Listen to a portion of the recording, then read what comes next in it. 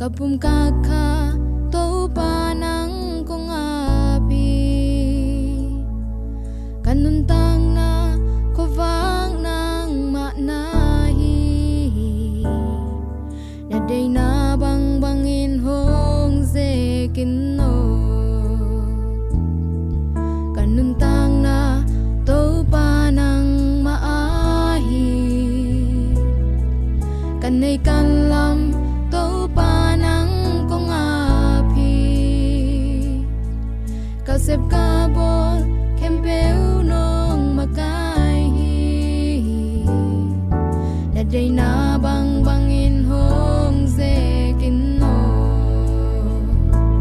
kanun tang na chi bang al theina kanun tang na kwa bak bang atana to pa ona kusunga abek pin kong ki pyahi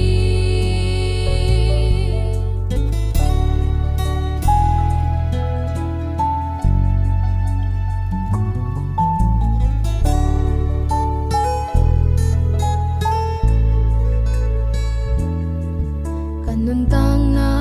to panang maahi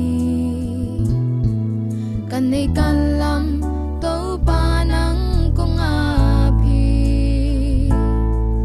kasep kabo